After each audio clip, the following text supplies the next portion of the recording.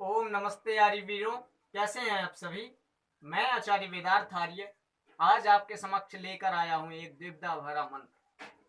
कुछ लोगों का मानना है यह मंत्र जो आपको बोर्ड में भी दिखाई दे रहा है, कुछ लोग इसे कहते हैं यह भोजन मंत्र है। कुछ लोग कहते हैं यह जब शिक्षक विद्यार्थियों को पाठ पढ़ाता है तब पढ़ने वाला मंत्र है, अर्थात पढ़ने और पढ़ाने वाला मंत्र है। तो इन दो दुविधाओं का आज हम निराकरण करेंगे। मैं आचार्य वेदार्थ आर्य। आइए पहले पाठ करते हैं शुद्ध उच्चारण। ओम अर्थात परमपिता परमात्मा का नाम है। प्रत्येक कार्य ओम के नाम से प्रारंभ करना चाहिए।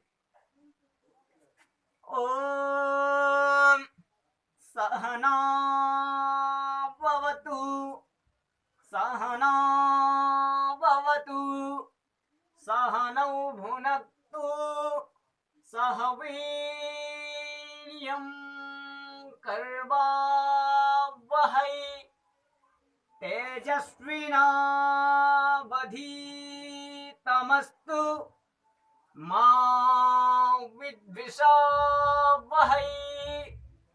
आइए इस मंत्र का अर्थ जानते हैं। सह जो यहां पर शब्द आया हुआ है, सह का मतलब होता है साथ साथ।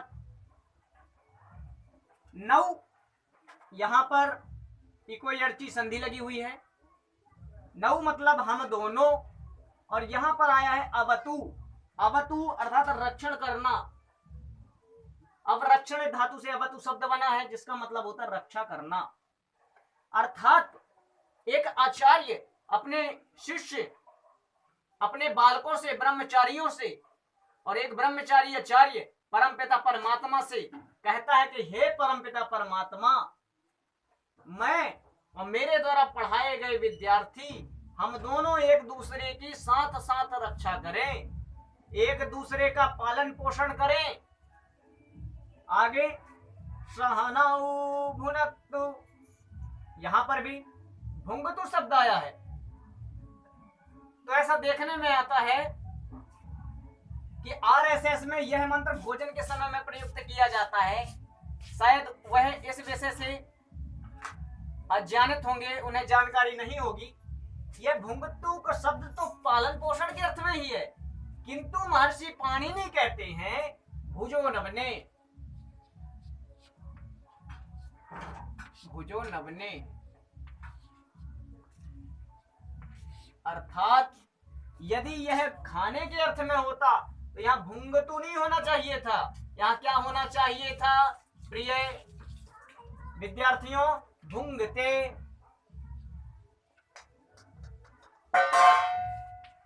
भुंगते होना चाहिए था। यह आत्मनेपदम धातु है। आत्मनेपदम अर्थात जो दूसरों के लिए प्रयुक्त की गई, जैसे राम अपने लिए खाता है ना, रामा पठति। अब राम स्वयं के लिए पढ़ता है तो रामा पठते। इसी प्रकार यदि यहां पर खाने के अर्थ में यह धातु प्रयोग की गई होती तो यहां पर क्या प्रयोग होता? भुंगते, ना कि भुंगतु। अर्थात आरएसएस में जो विद्वान हैं वह इस मंत्र का ठीक ठीक अर्थ ना जानने के कारण या व्याकरण न पढ़ने के कारण उनसे ऐसी गलती हो गई होगी। लेकिन मैं महर्षि पाणिनि का ही परिचय करता हूं और परिचय करता हूं, अर्थात जो ऋषि कहते हैं वही हमें मानना चाहिए। तो आइए आगे आता है सहवीर्यं कर्वावहै। वीर्य, वीर्य का तात्पर्य होता है पराक्रम। अर्थात जो मैं अपने विद्यार्थी को पढ़ाऊं और जो विद्यार्थी मुझसे पढ़े वह पराक्रमशाली हो। अर्थात मेरा और मेरे विद्यार्थी का पढ़ाया हुआ वह सारे विश्व में फैले। जैसे महर्षि विश्वामित्र ने मर्यादा पुरुषोत्तम श्री राम को शास्त्र की शिक्षा दी थी और मर्यादा पुरुषोत्तम श्री रामचंद्र ने सारी दुनिया में सनातन अर्थात सत्य धर्म का ध्वजारोहण कर दिया। इसी प्रकार महर्षि संदीपनी ने जो भी पढ़ाया, योगीराज भगवान श्री कृष्ण ने उसका चारों ओर प्रकाश फैला दिया। इसी प्रकार महर्षि दयानंद सरस्वती ने उनके गुरु द्वारा दी गई शिक्षा, बिरजानंद महाराज द्वारा दी गई शिक्षा के माध्यम से सनातन का ध्वजा गाड़ दिया। ठीक इसी प्रकार जो मैं पढ़ाऊं वह भी ऐसा हो जो मेरे शिष्य का कल्याण करे। और हे परमपिता परमात्मा, आपसे बड़ा तो गुरु कोई नहीं है, मेरा भी आप कल्याण करें, अर्थात मुझे भी पराक्रम दें। फिर से एक बार और मंत्र उच्चारण करते हैं। ओम सहना भवतु सहनौ भुनक्तु सह वीर्यं कर्वावहै तेजस्विनावधीतमस्तु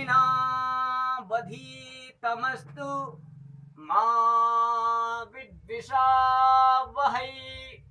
यहाँ पर आया तेजः, अर्थात हमारा पढ़ा हुआ पराक्रमशाली तो तेज को प्राप्त हो।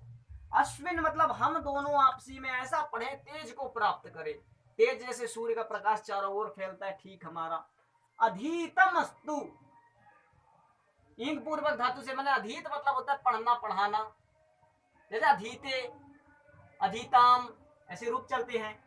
अस्तु हो मतलब हम दोनों का पढ़ा पढ़ाया हुआ तेजता को प्राप्त करे, ऐसा हो प्रभु। और आप तो सबके गुरु हैं, आप भी हमें तेज दीजिए। फिर मां मतलब नहीं, विद्विषा, द्वेष शब्द आपने सुना होगा, द्वेष। ये विद्विषा, ये द्वेष मतलब होता है हम दोनों में द्वेष ना हो। आजकल आप देख रहे हैं कॉलेजों में शिक्षक ने कुछ कह दिया, विद्यार्थी गया बुलाकर लाया 4-5 लफंगों को और शिक्षक की कुटाई करा देता है। अर्थात इस तरह पढ़ाई होती है। तो हमारे बीच में ऐसा कोई भी द्वेष ना हो, अर्थात विद्विषा भाई, ऐसा कोई भी द्वेष ना हो। कहने का तात्पर्य है कि जिस तरह मैं एक आचार्य हूं, गुरुकुल का ब्रह्मचारी हूं, मैं पढ़ा रहा हूं आपको, मेरे पास धन का अभाव है। जो भी आप लोग चाहते हैं कटनी में एक वैभवशाली गुरुकुल खुले, तो आप हमारा सहयोग कीजिए। सनातन धर्म का ध्वजारोहण हो और संस्कृत का शुद्ध उच्चारण हो, तो आप मेरी रक्षा कीजिए। और मैं ब्राह्मण होने के नाते, मैं आचार्य होने के नाते, मैं अपनी विद्या से प्रकाश फैलाकर कटनी को रोशन करूंगा।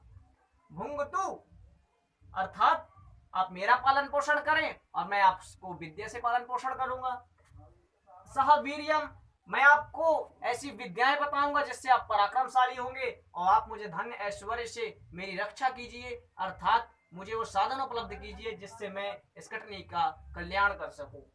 तेजस्विनावधीतमस्तु, अर्थात हमारा पढ़ाया गया तेज को ही प्राप्त हो।